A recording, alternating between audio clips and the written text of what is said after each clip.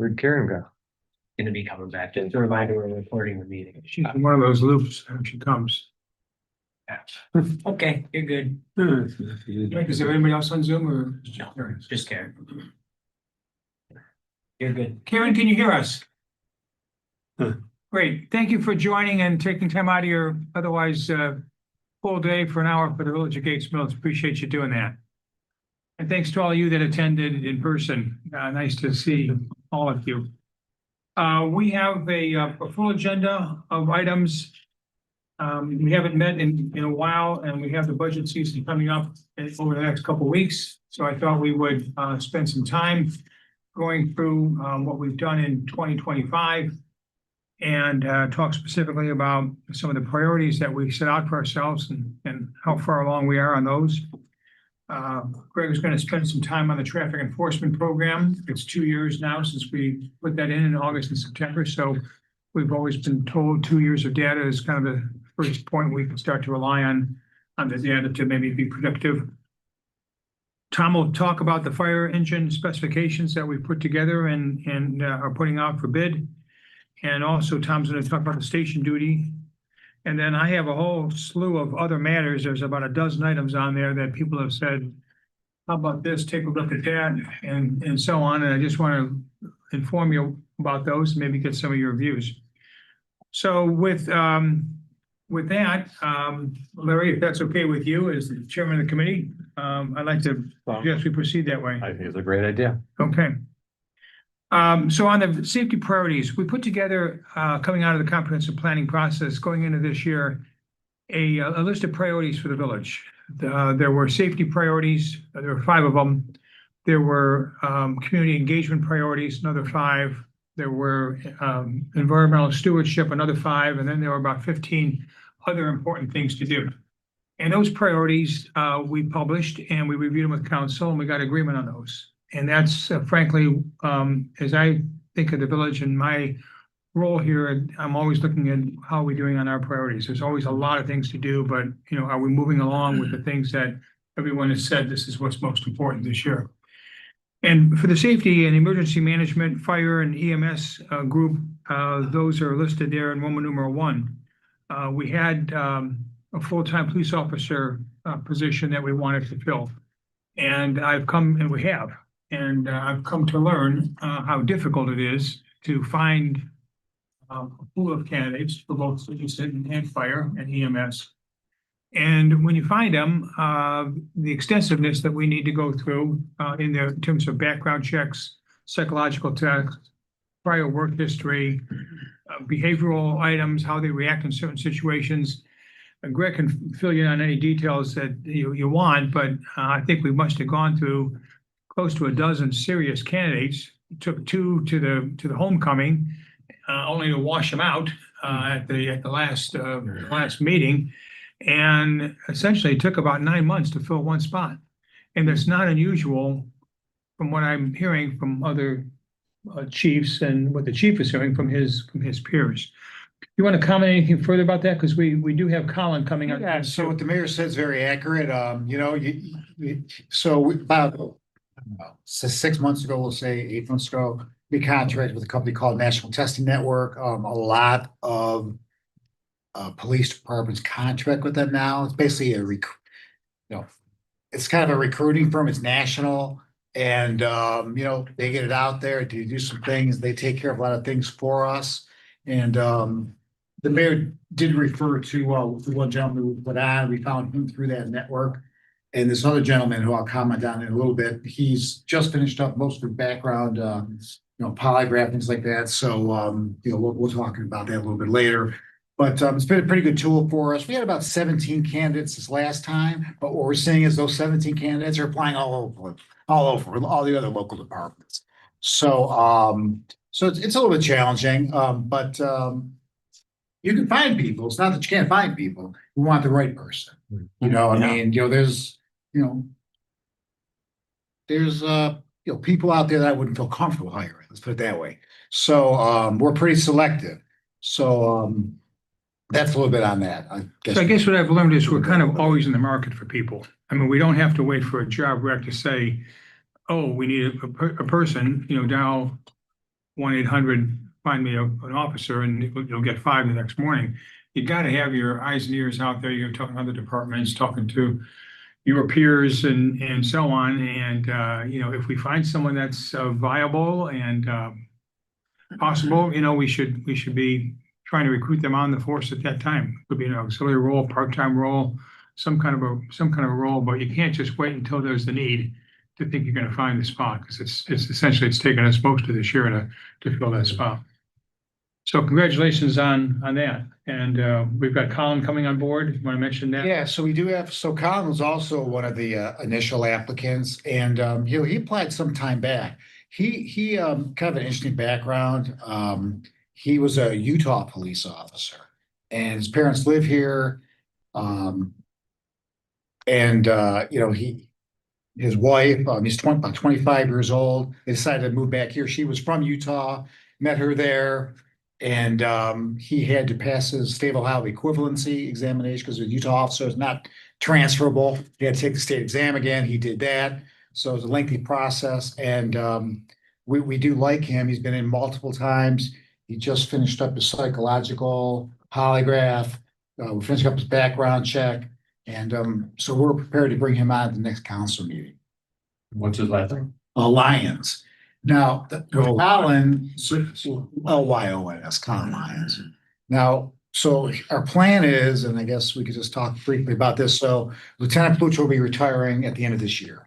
So that created a spot. So the last person we brought on was just kind of that extra person who we were looking for. With the lieutenant leaving, that's going to create another vacancy. So what we wanted to do was really kind of build up the patrol division. We've got to get some guys trained and whatnot. So we wanted to go ahead and replenish the numbers. So we're doing that with Colin.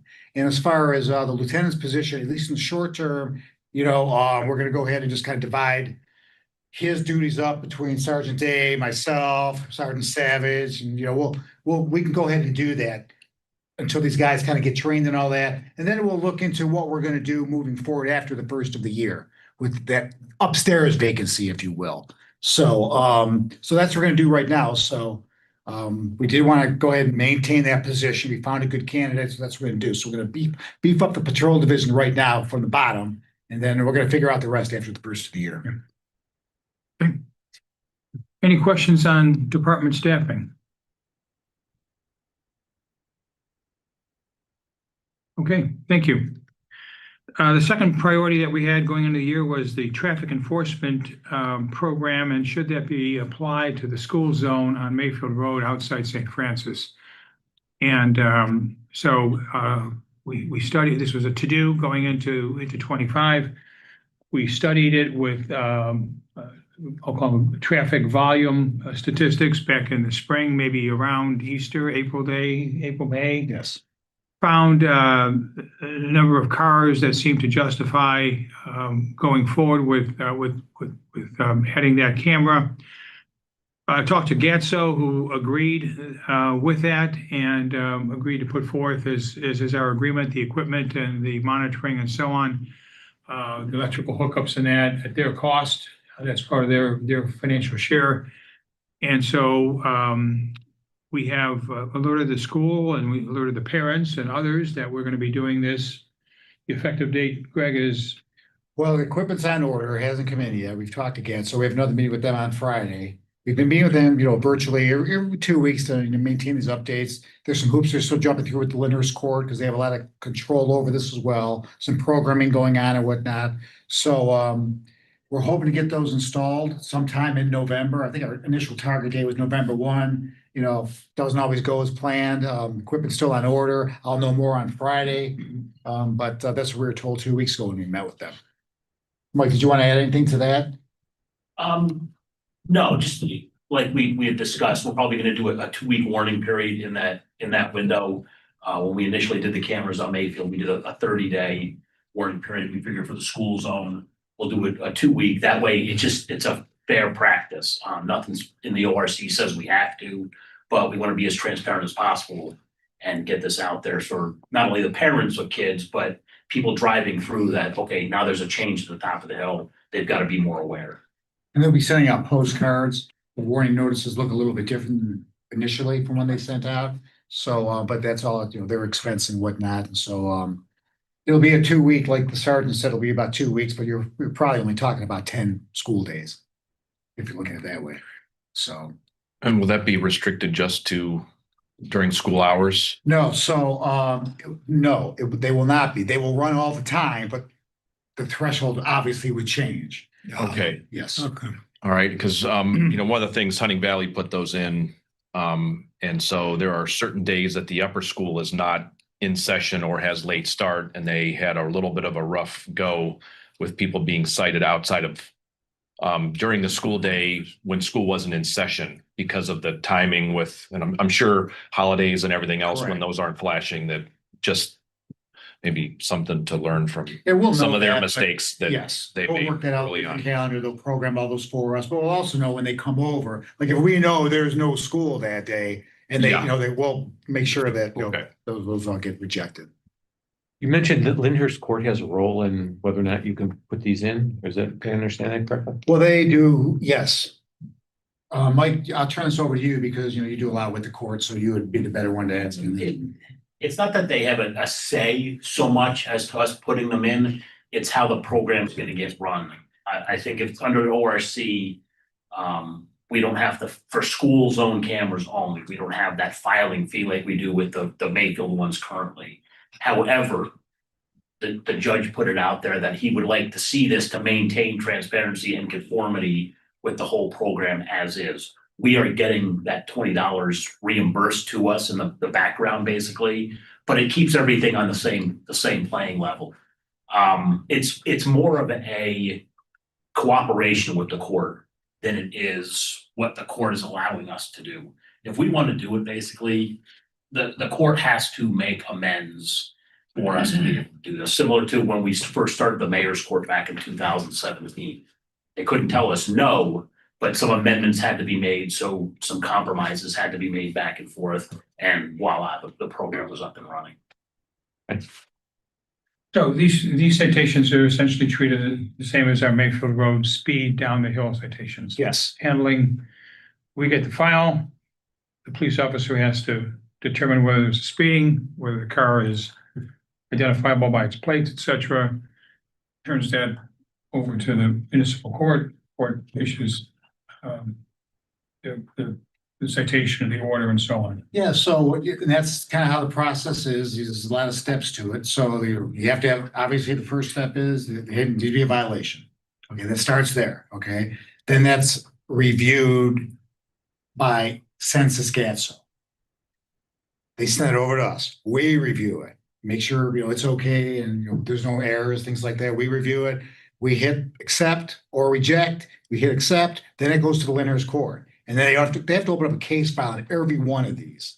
Okay, so everyone, so you can see we had approximately 20,000 last year. So there's 20,000 case files that they have to open.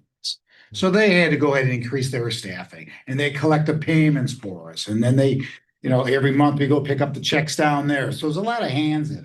It really is. So, So the goal is hopefully for the indications that we had of people speeding through the speed zone on Mayfield Road, hit by St. Francis, this should put some teeth in the program and some teeth in the enforcement side, and hopefully bring down speeding and provide safety. Again, this only happens.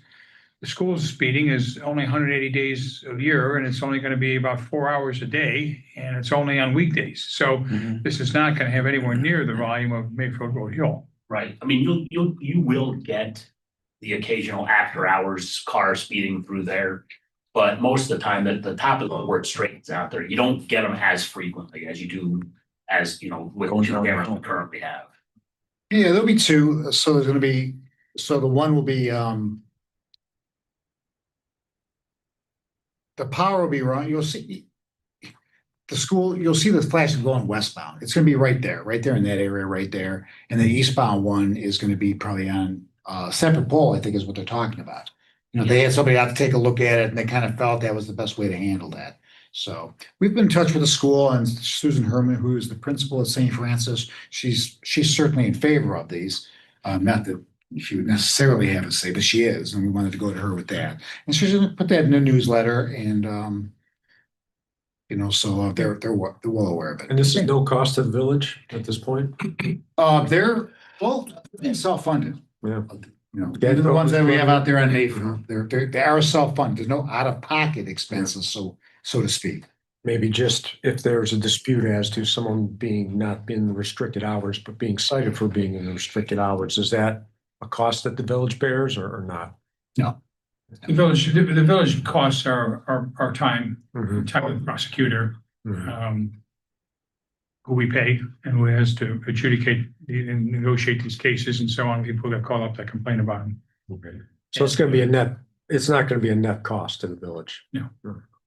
Well, again, for the school program, it's, again, the volume is, you probably wouldn't do it just on the volume. Right. If we didn't have the desire to lower the safety. Mhm. People finish up there by the hospital, they've been waiting, and as soon as they hit the last light, gone. Or the other way, they're coming from Jaga County, rushing to get up to 271, and, oh geez, I got this lights here, I better see if I can get through them quickly. So hopefully all that will work out. And again, we've evaluated this for a better part of 9 months. It's now in place, just about in place, ready to be turned on. And we'll see how it goes. Can you remind me what the what the amount of grace is in terms of miles per hour? Is it 5 Yeah, or so I think the ordinance, if I recall, I don't have that in front of us passed, I think it was, did we say it's 8 to 10, was it, I believe, or 8 to 12? We haven't set that yet. so that would be a but, lot for 20 miles per hour, right? Oh, That- yeah, no, clearly won't be that. No, Yeah. clearly not. But it'll be, I think the ordinance was 8 to 10, if I'm not mistaken, Mike. Without looking at it. I think that's what was Yes, passed. I'd have to go look. For some reason, 10 to 19. Yeah, that's those are for the originals, yeah, Yeah. so. And I think the Ohio statute is like 4 miles an hour over the. Yeah, we Or won't go stick there. I mean, where yeah. that, You're correct on that. Yeah. Every community is a little bit different, you know, It looks like the Steinbrück's had a couple tickets. no, but we've heard a lot from what's been going on in Hunting Valley, so we. yeah, so, All right. every community is different.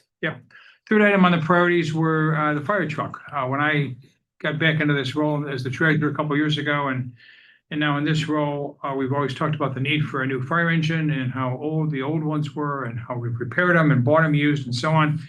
And one thing that we committed to do in 25 was to stop just talking about it and see what we actually would need. What would be the specs? What would be the cost? Who would we put this out to?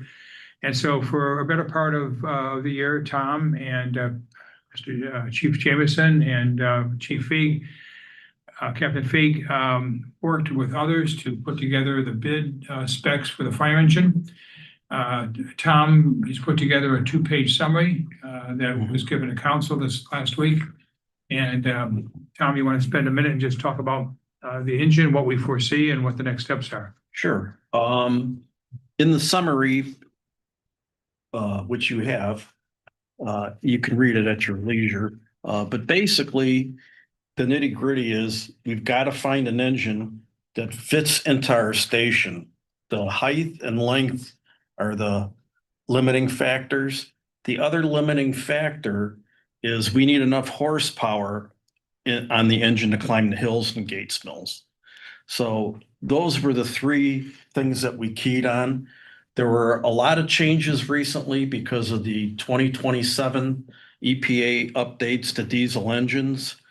So we had to wait for them to be done. Council did allow us to go out to bid for the engine. The bids are required to come back December 19th. We will be sending them electronically to 5 bidders that showed interest. I'm sure one of the wire services will pick it up. And anybody else that would like one, of course, we'll send it to them. Just because somebody takes a bid packet does not mean that they're actually going to bid on the engine, though, because some of the manufacturers right now, their lead times are up to 42 months. So for them to do all the engineering and everything for one engine for Gates Mills, when they can spend their engineering time on 12 fire engines for Phoenix, they may not choose to bid. But we did open up the bid specs enough this time, general enough so that it's not a lock bid or a lock spec for a bid. So basically, I think we'll know more on December 20th after the bids come back. I do have a fire department summary that I put together just to kind of go over some of the highlights. It's not everything that's new on the department, but I thought it was fair to both council and the safety committee to let you know where we're at. We started here in 2023, clean slate with the mayor. So personnel updates, we've added 6 firefighters, 2 of which are paramedics and 4 which are emergency medical technicians. We did have 2 retirements, of course. We had Tom Robinson, the fire chief, Thank you. and Jeff Mackey from the service department retired.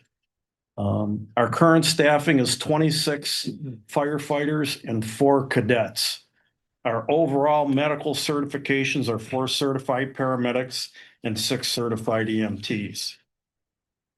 Promotions, we did promote 9 firefighters to engineer status, which is our first class status for firefighters. They're basically the senior firefighters of the department. They were all took a written test and they also took a skills assessment test. Along with the engineer duties, they're all assigned a specific functional responsibility. So when they're here working station duty, a little project work for them. But they're also our field training officers, you know, because we hired a large group of new people,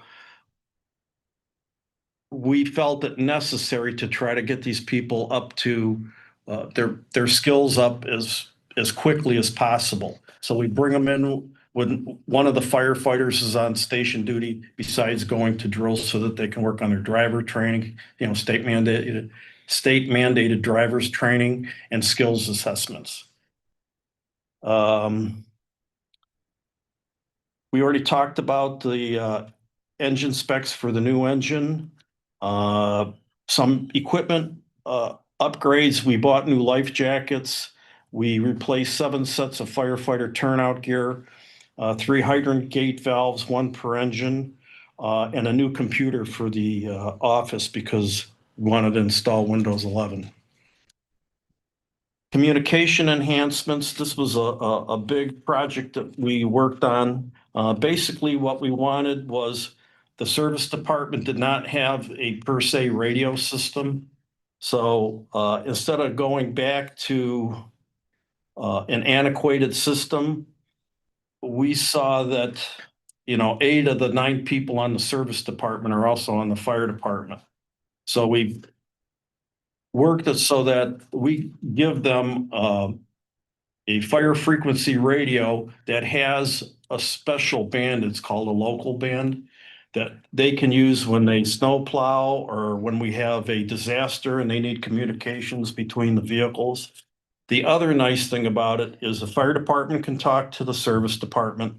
The police department can talk to the fire department and the service department if need be, which is like a first time deal here for Gates Mills. So hopefully this will increase cooperation when we have the big storms or the big snowstorms, whatever, to make things run a little bit smoother.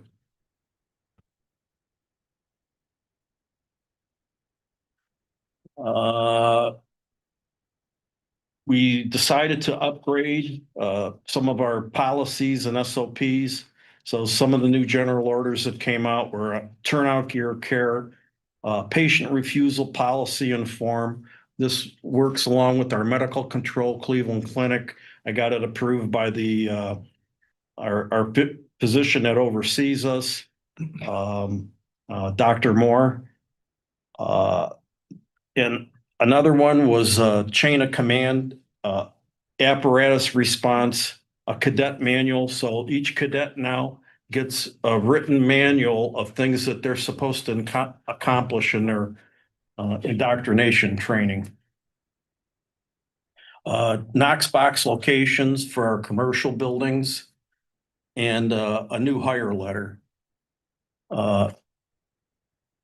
Hydrant program, all hydrants were flushed and greased in 2024 and 2025. The 2026 goal is to launch a hydrant refurbishment and painting program. We're looking into borrowing a machine that actually strips the old paint off the hydrants before we prime and paint them. And if it works well, we may consider that as a future purchase at some time. How many hydrants are there? 710 total. There's also some on private property that we help to maintain. Before you jump from that, though, comment, I think for two things for the committee on how many are broken that need repair and how we have to rely on the water department to do that. Okay, And then secondly, how all of the hydrants, if they did get fixed and repaired and painted, would help us with the scoring on our insurance audit, which is coming up in 2 years. okay. We have what we call a continuing list with Cleveland Water. And basically what happens is we go out and flush the hydrants and field test them. If there's a problem that we can't fix, then we turn it over to the Division of Cleveland Water. Now, when they get so many in an area, they will send a person out, obviously, to look at them. If they can't fix them, then they send them out to a private contractor to be replaced. Sometimes that process is quite lengthy. You know, we've had some hydrants out of service for years at a time. I recently called down to the Division of Water and talked to somebody and basically was told they're repairing as many as they can. You know, the Cleveland water system is a huge system. However, water breaks take priority, and they've had so many water breaks, and I can kind of say from Gates Mills point of view, you know, all summer long, it seemed like we had water breaks somewhere. So, yeah, the crews did get the water breaks themselves fixed, but hopefully by 2026, they'll send more crews out to do actual repairs and replacements. We've noticed through the years, what usually happens is they bid a bunch of these out at a time, and all of a sudden, it seems like within a 2-week period, you get 20 or 30 hydrants replaced. So, How many are broken now? We have approximately like 70 out of service right now. That's from the last 2 years. So the last time they did a big stint of repairs, we had about 55 hydrants replaced in 2023, actually coming into the winter of 2023. Mhm. And then when they replace those, they send us a notification that we don't get any advance notice that any hydrants are being repaired. Yeah. We send a sheet to the water department. They create a ticket for each hydrant that's out of service. I make the sheet up. I normally go out and verify the location of the hydrant. So we'll give them like 200 feet east of this driveway so they know exactly where it is, because I don't want them showing up and saying, you know, they checked the wrong hydrant and then we think it's fixed, but it wasn't. So then once we get a notification that the hydrants were repaired, I'll typically go out, see that the hydrant was replaced. We cut the chains, we test it, and then it gets crossed off the list that it's back in service. And then that hydrant is remaining orange. If you see all the orange ones, that's because we haven't gotten to painting them green. So the ones that are out of service, I marked with red. they're cap or- the red cap. You'll see you get the red, and we started doing that. And then you'll see the orange discs on them Yeah. to make them more identifiable, because in the past we had done caution tape and different things, but that Mhm. falls off in the winter. Right. Obviously, if a hydrant's out of service, are the guys identify it quickly, and we have more than enough hose to hit the next hydrant. Right. And it doesn't pose us an issue. But to Tom's point is, we've had 50 hydrants that Terrace Construction, who they contract with, will come out. We follow up. All I'll say is, in 2025, our notification system with Cleveland Water Department still consists of receiving faxes in town hall with a hand papered sketch when water main repairs are made and when hydrants are fixed and replaced. You don't quite get 2025 communication. So even when we call down and try and get more information, and we've had a handful of hydrants taken out by cars and vehicle crashes. Right. And on those, we forward the information to them with the report number. And it's up to them if they want to go back and backbill the insurance company. Just So the way- there's the way no this- cost to the village on any of the hydrant Right, repairs. once they get fixed, but we, 10% of our hydrants are not in service. Mhm. Right, and it's been worse. Yes. So 10%'s a new, better standard, still not a good standard. But we do know that in 27 or 28, we have our audit, 28. 28. And the audit essentially directs the insurance companies on what quality of fire protection we have in our village for people's homes. And if you fall into a different classification, your rates are going to go up for no reason other than you now are in a less good place to be in a fire. And we kept a good standing last year by 1 point. Mhm. And the areas where we got detraction points were fire hydrants, training, quality of size of staff, et cetera. So we've been working all this stuff to get the points back up, give us a little bit of a buffer from 79 to 81 or whatever the cutoff was. Yes. And correcting fire hydrants, is a part of that. You can't go into an audit and have 10% of 20% of your hydrants not working. And the biggest piece of that was that they look at points annually, every other year and every 3 years. And we were at the every 3 years point for flushing and maintaining hydrants. And that was because sporadically it had been done with cadets through the years. And now that we're flushing those annually, we'll return to getting full points for that. Obviously, we want to maintain the hydrants that they're talking about that are out of service. But the biggest hit from the ISO standpoint was that we were not annually flushing hydrants, which Cleveland Water also maintains of us, that annually you have to flush the hydrants in their system. I would think there'd be a liability issue, both to Gates Mills and to the Cleveland Water, if someone's house burns down because Cleveland Water does not care. yeah. Well, maybe the city of Cleveland would, because No, isn't that who owns that? To me, when you're the overall operation of the fire department, you look at two things. You look at the insurance aspect but the other aspect is life safety. And that's why we carry 1,500 feet of fire hose. We can actually jump 2 hydrants in most situations. The other thing with the hydrant flushing to me has always been, if you're only flushing your hydrants every 3 years, what happens to those hydrants that you don't know about that are out of service? I mean, we know now basically that 70 hydrants are out of service because we've got them marked with those special little markers that we use. But in prior years, it was like, well, I hope this is a good hydrant. I'm behind into this The hydrant. one in front of my house has yellow tape on it. Yeah, and It's that's been like that a long time. One of the bad ones. Yeah. So, I don't know that there's enough. but Knock it over. Nearby. But at least the firemen will know to skip that hydrant and go to the next one, because again, if we get to a so-called dead hydrant, you've just lost a bunch of time because now they got to bring the pumper back, lay out extra hose, it's a big to-do. So to me, it's the life safety issue.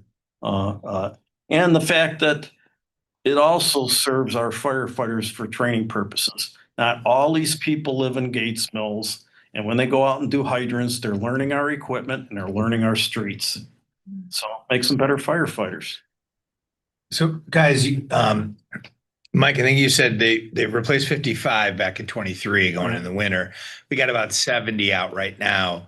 What's the annual rate of failure? I was just gonna mention, so the reason we have, you hit the nail on the head, the reason we have the big influx is because we had not routinely been flushing annually or twice a year, which is what Cleveland Water requests and requires. Mhm. You'll see most departments flush them in the spring and the fall. So we have this big influx because we had years ago flushed them regularly, and then we got in this gap due to staffing and we would get portions of the village done every year, but we didn't have a consistent cycle. So once this next round of hydrants is repaired, we probably end with, it's hard to tell, but maybe 15 hydrants a year. It's not this big 50, 70.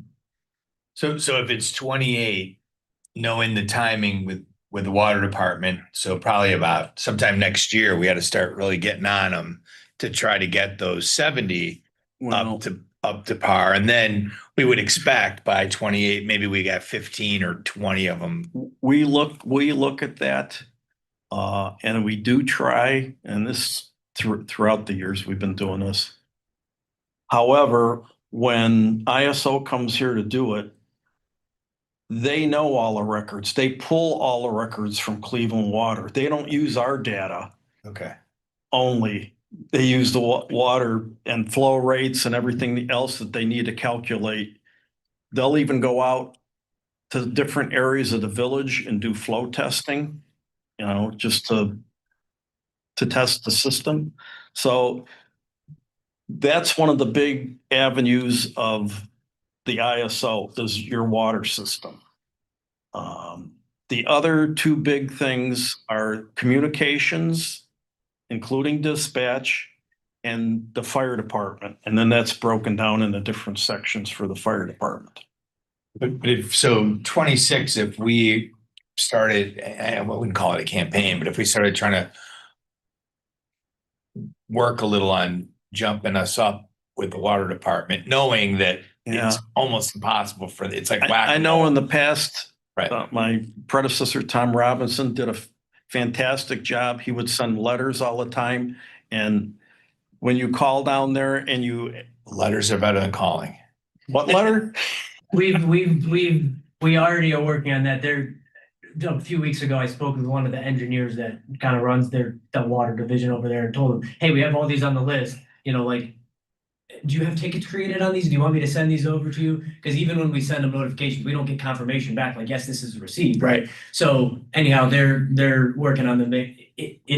We should be getting these in the grind soon. So yeah, we're gonna keep on them, and all we can do is keep sending them, and then we have the documentation and we notify. We should probably move ahead. 88 communities, whatever. Yeah, right. There's a lot of people on. All right. Okay. Mutual aid and regional involvement. We've gone back to the practice of doing some mutual aid drills, which also counts for our insurance rating. We do a few with Chesterland now for drafting. We've done some vehicle extrication drills with Mayfield Village and some rope rescue drills with Mayfield Village. In 2026, we'll have we just kind of hodgepodged it this year, but we're going to a more uniform drill schedule with Mayfield Village, Chesterland, and some of the other area communities.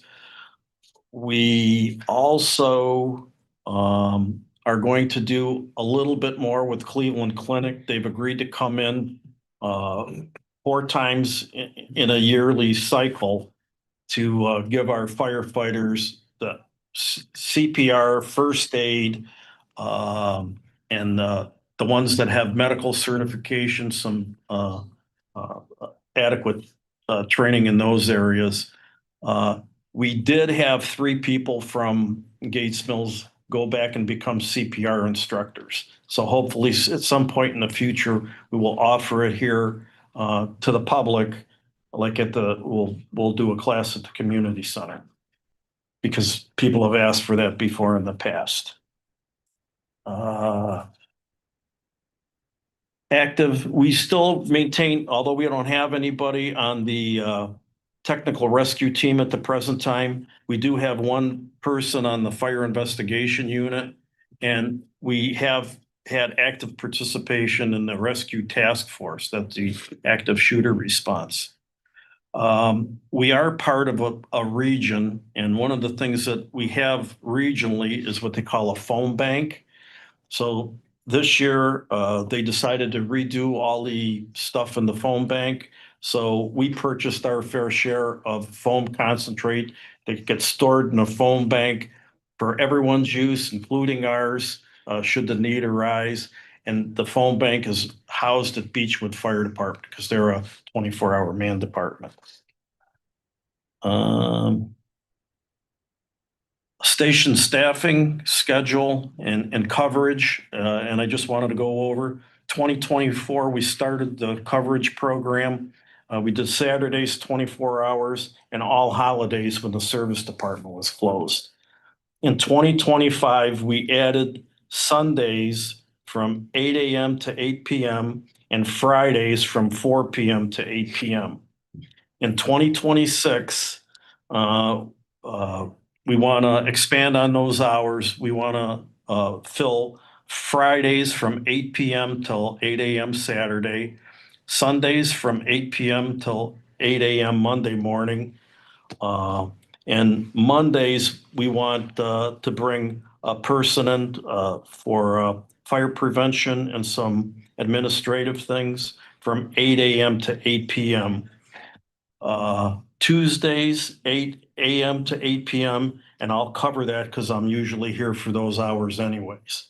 My focus right now, besides catching the weekends, is to catch the days during the week till at least 8 PM.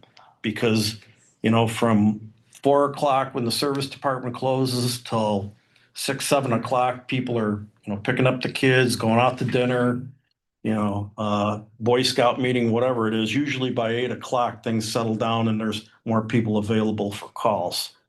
So that's what we're asking for 2026.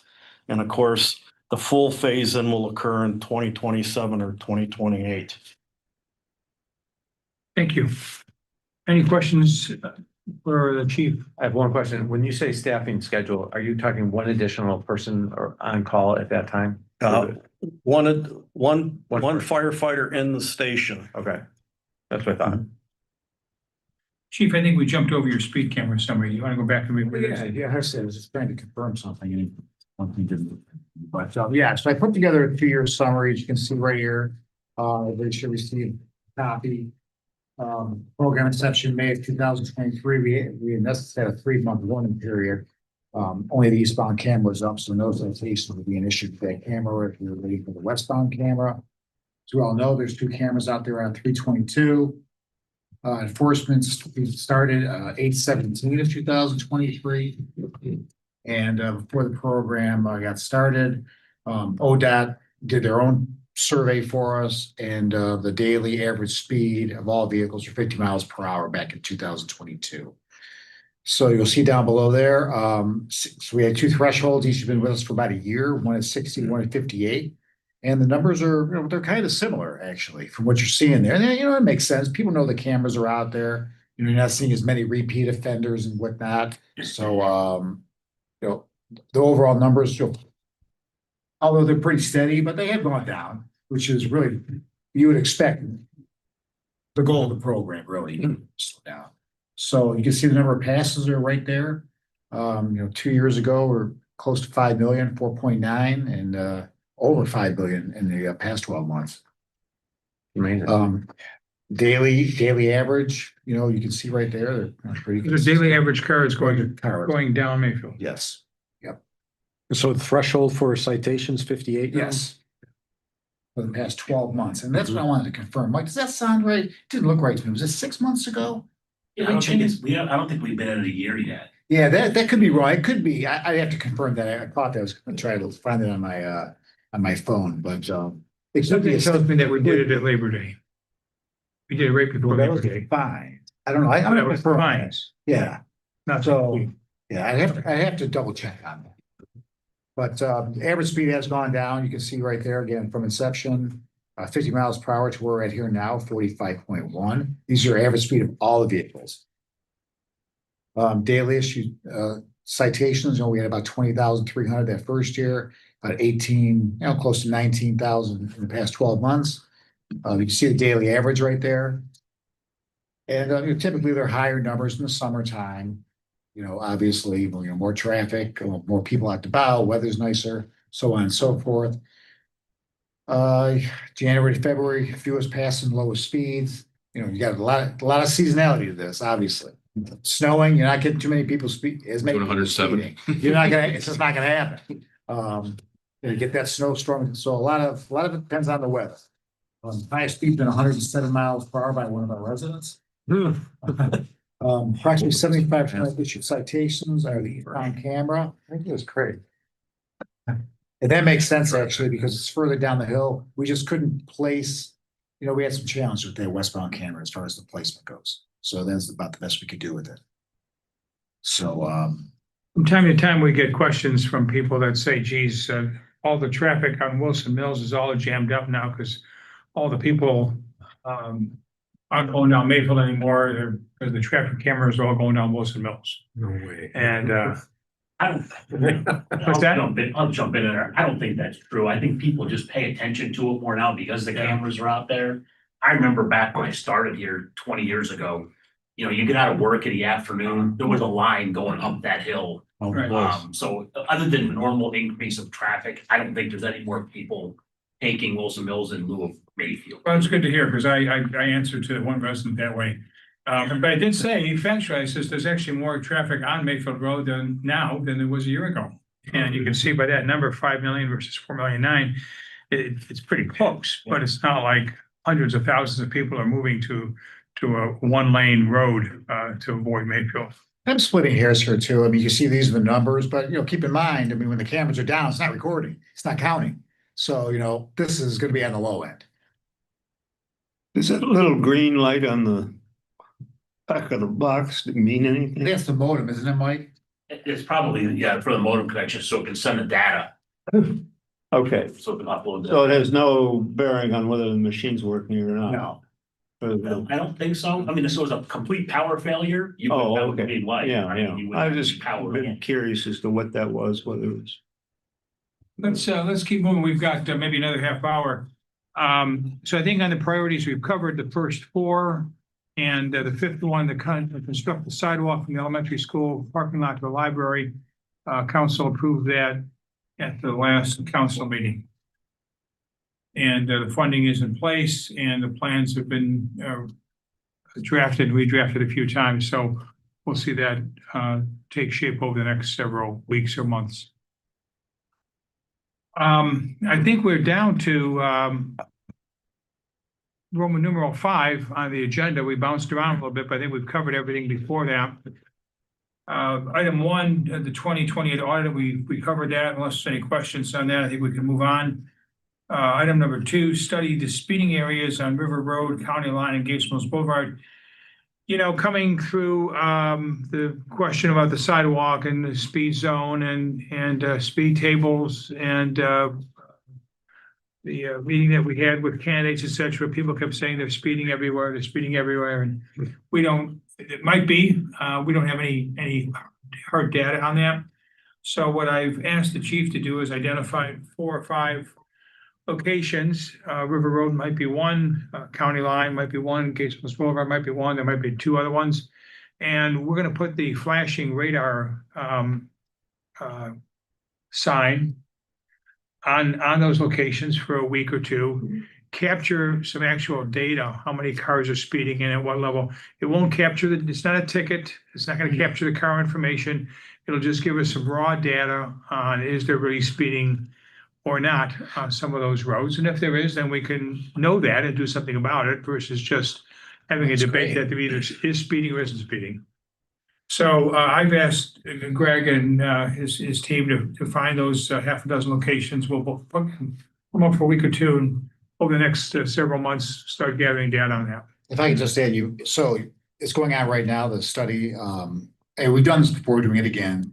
So there's 2 up right now. One's northbound in front of the nursery, northbound is, I just saw it again here today. Northbound's about by where the Gates Mills Elementary School lower lot is. The southbound one is in front of the nursery. So we're touching both lanes. Now, it's not exact science. I mean, it's not 2, but it'll give you an idea. And so we're doing that. They've been up for about 4 or 5 days there. We're going to try to move it around every 10 days and we'll keep moving. So we have one of the officers taking care of that for me, one of our technical guys. He's going to pull all the data. See what we got out there. So the one going southbound, it's, you put it up where the speed limit's still 45, 40? Well, it is a 40-mile-per-hour zone, but it's going to record all the speed. Okay. Yes. So council members, this responds to the last council or 2 meetings about speeding everywhere. And we'll start to again capture some data at several locations, have something to bounce back on. That's great. I didn't know the signs would do, they could basically do an informal traffic study. Yeah, That's great. It can do that. There's a lot of things that it can do, but you have to download it. Sometimes, it doesn't download the right way and then you gotta, so. It's not precise, but It's not precise. It'll give you a tool. I didn't know that. Next item, sound cameras. There was some desire by some council members to look at sound. The sound is excessive in certain places at certain times, and there's cameras that record that. And should we do something about that? So I put a question mark. I'm not sure what we want to do with this. A few communities across the country have these. These are expensive systems. You then would have to put them in place and then find someone. We did a sound study last year on River Road by Brigham and proved to ourselves after that with an outside consultant, that the sound wasn't excessive. It was bothersome to those residents on a summer day that hear people driving around with their convertibles and the radio's too loud, or there's motorcycles too loud, or the car's too loud. But I just wanted to bring it up to this committee that it's been raised by a few council people.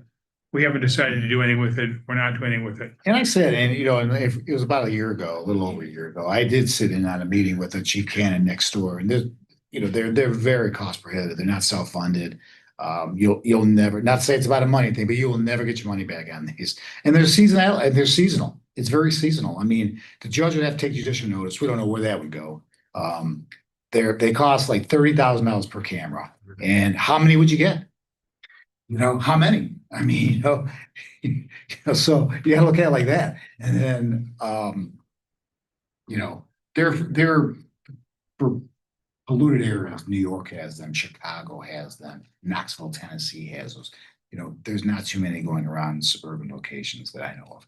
Have there been any citations for sound in Gatesville? Well, when you say sound, you mean like rapidly accelerating or? Yeah, like. Well, we don't have a sound meter or anything Well, like that. but I mean, someone goes by with like a motorcycle with like a compensated muffler on there that's making all kinds of noise. Has anyone stopped anyone or? You have to witness the violation. I mean, No, I'm actually like an officer that, Yeah, we don't issue a lot of them, quite honestly.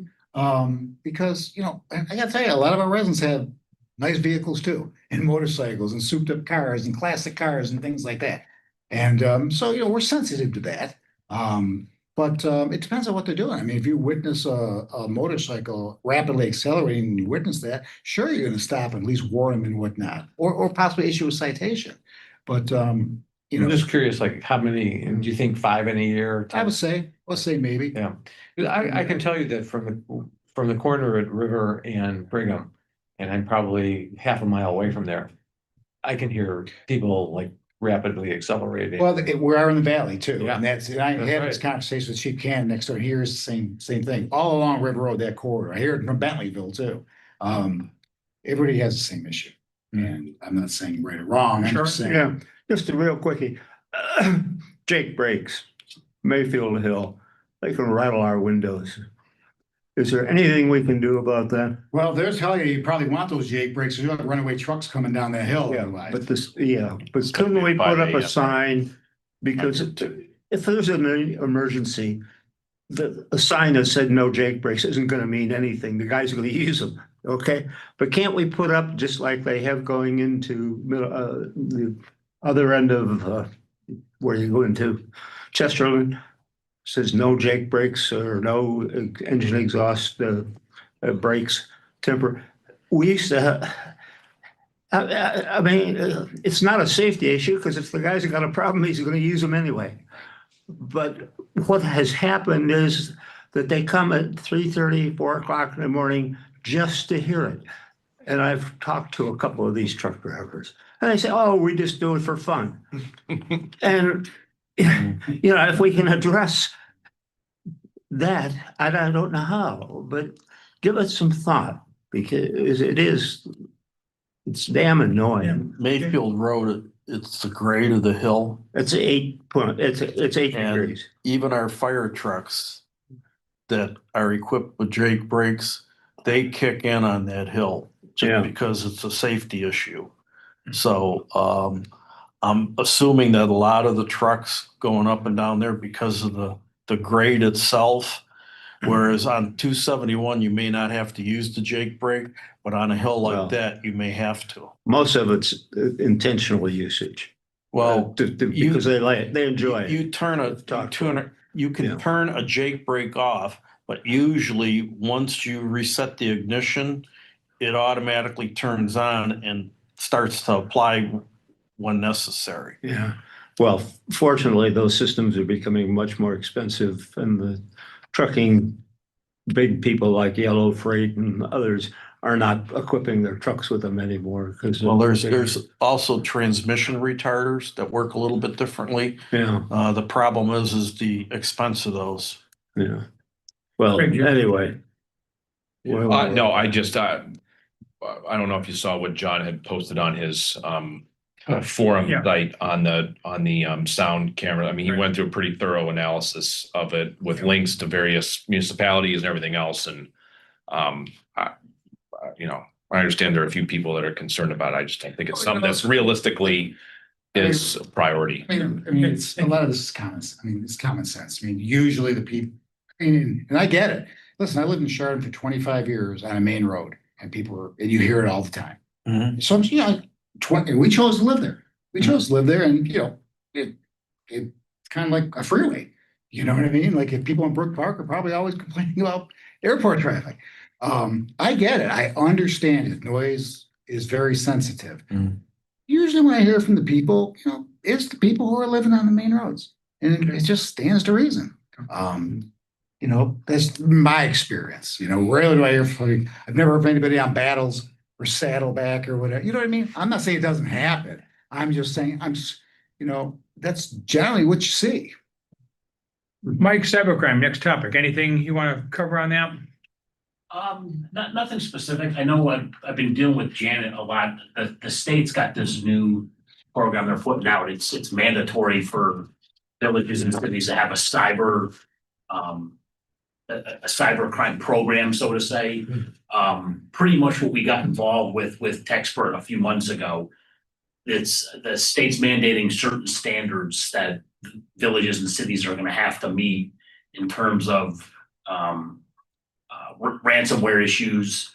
There's a whole bunch of stuff coming out with this, and I've been working with Janet on it. They released some new stuff today, so we'll be dealing with that. This would be for the village's vulnerability, Correct. not residents. This is for the village. It's a mandated thing by the state.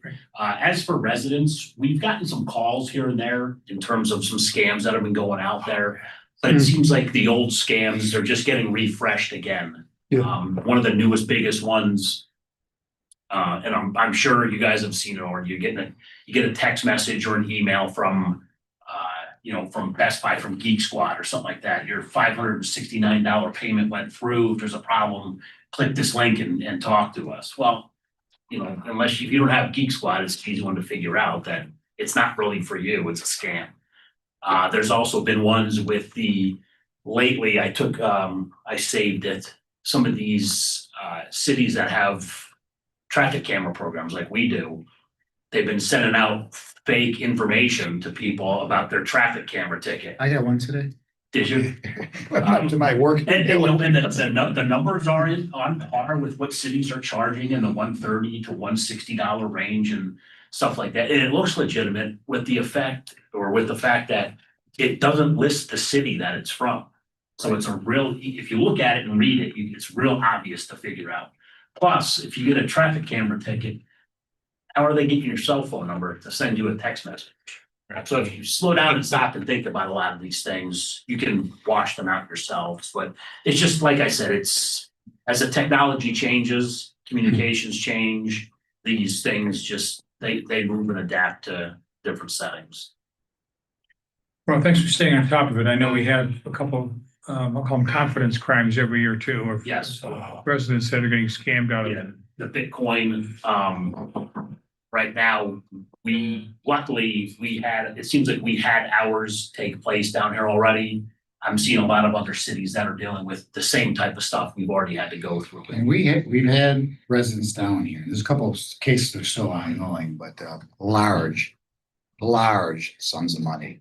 Seven figures. Yeah. Yeah, Plus. significant I, amounts. I get a client from outside, but at least once a month, somebody calls 7 figures. And if somebody asks you to wire money to China, do not do it. Unless it's to my daughter. Yeah. No, no, no. Yeah.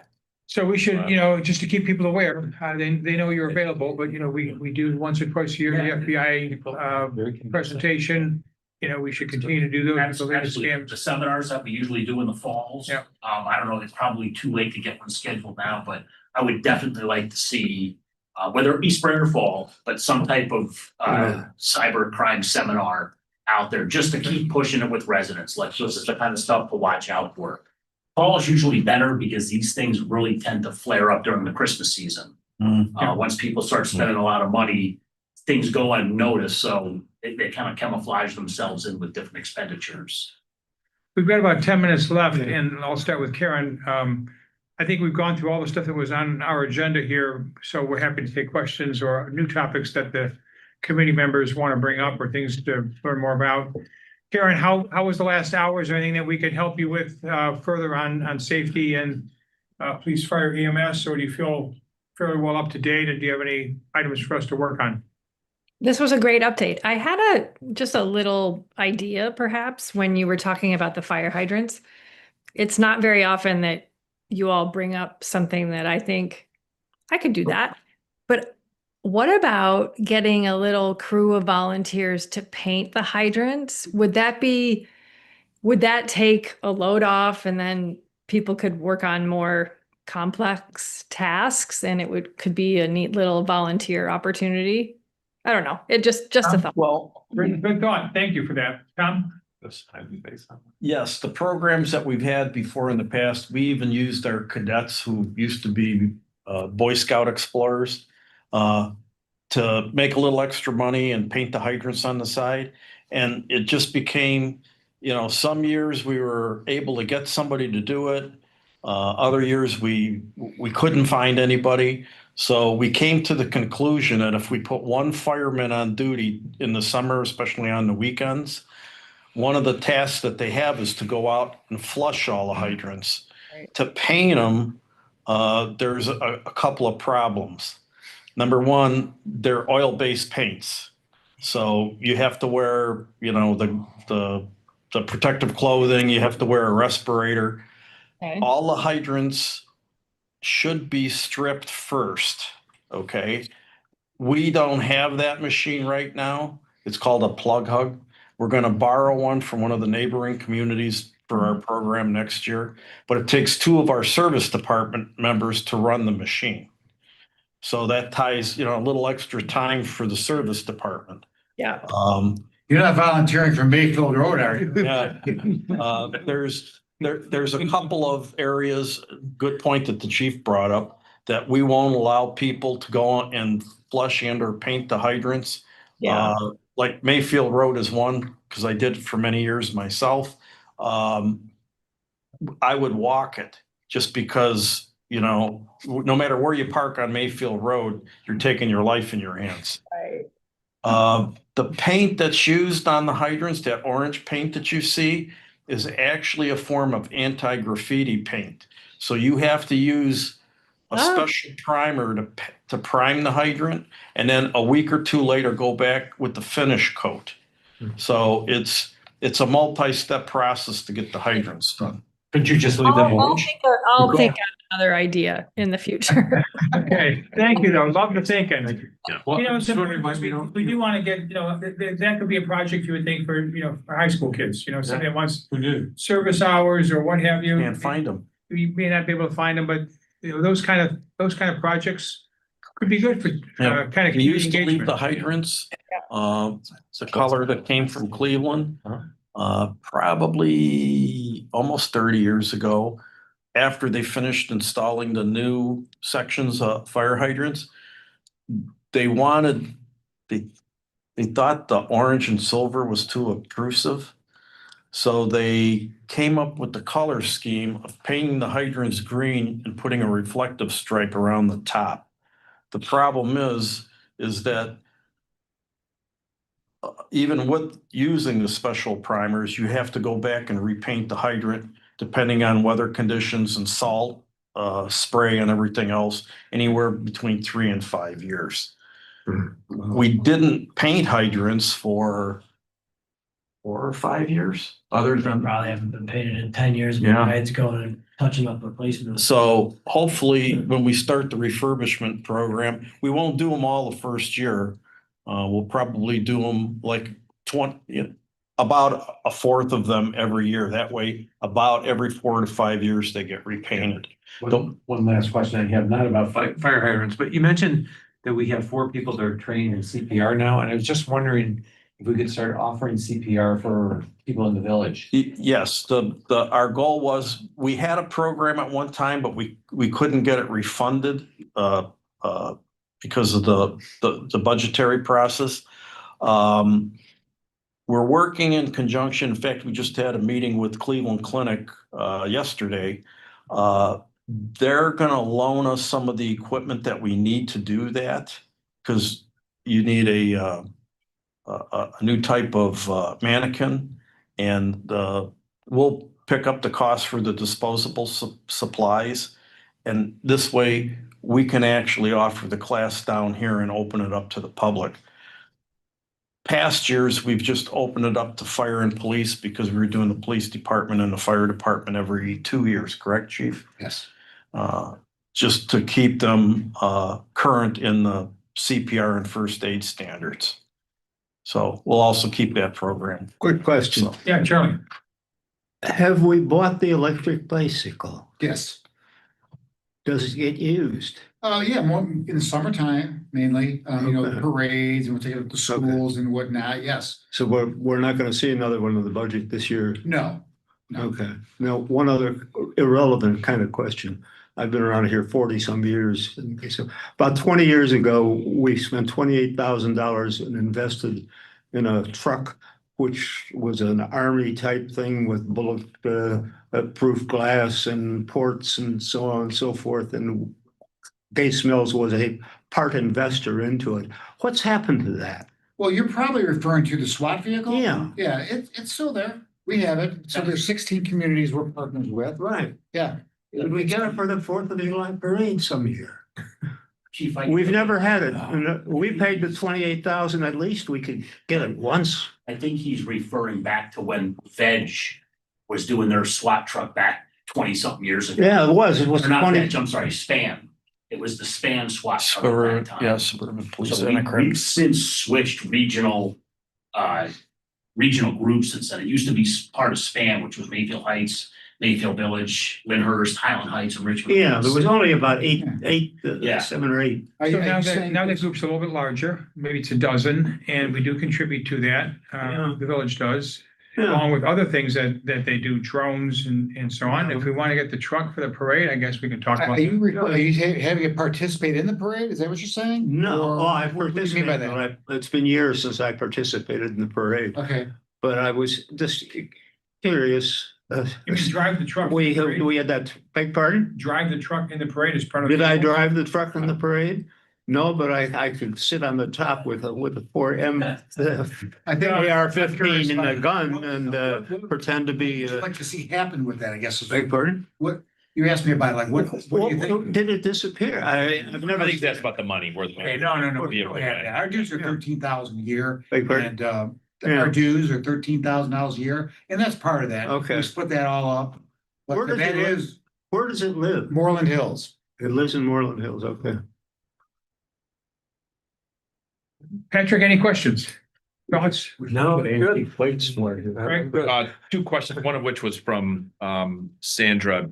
She's heard a couple of complaints on Sherman Road and Chagrin River Road, that intersection. And I don't know if anything has been talked about, and I've actually driven over there and it's, dangerous turning northbound out there because of the visibility. And so I don't know if a mirror can be put out there or something can be looked at. If this has been talked about before. It's a sightline issue. for Yes, sure. yeah, It's not a stop sign issue because they stop. yes. And then they Yeah, end it down. is, right. Even if you pull that stop, it's not, I know exactly what you're talking about. I talked to Trevor about that. They keep it, they cut it back when they Okay. can. So Yeah, as far as the mirror goes, I looked at that and, you know, I don't know about if your place was on utility poles. There's 4 utility poles right there. I have to go on one of those. Okay, And, you know, I've talked to Dave about that and, I know, he's got some reservations about maintaining those and breaking Okay. and, you know, see. yeah. I think those people are better off paying attention to the road, than trying to Look at the it, air. yeah, fair point. And then the other question was, I think they borrowed a drone for the, the tree canopy project. And so I think there was some discussion around, is that something, I mean, would the village benefit from the safety? I mean, would it be good for our police department, fire department, the village to have our own drone for those types of issues for police? Or do you feel like we've got access to one if there was an emergency or if we needed one? Well, we've had the drone team down here before. The drone team is part of, Oh, yeah. Yeah. part of the regional Right, village. yeah. And they have, I mean, you know. But it they didn't just- sound like they were, hey, they did this a one-off, but hey, this isn't what this is for, so we're not gonna. Well, that's the thing, and I talked to the commander about that, and usually it's for law enforcement purposes. Right. And that's because they got to bring people in, the police officers, and do all that kind of stuff, you know. So he did come down here a couple times, and I don't think it's something that they want to get into. I think he did it more of like a favor Yes. to us. Yes, that's what it sounds like. Yeah, as far as us purchasing one, well, we do have access to them. Do I think the police department needs one? I would say no to that because of the trees in the forest and all Okay. that.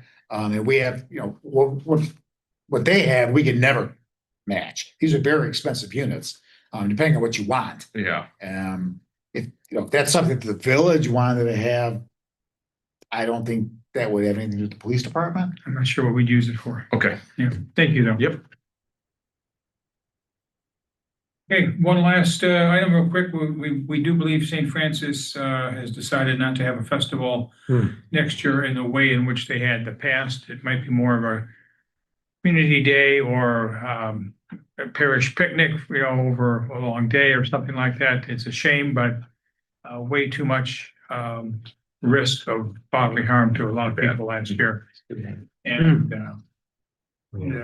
that's the decision. So. Anything else? Karen, we got you right there at that 6:15 mark. Yeah, perfect. Appreciate you. Very much. Thank you. Good meeting.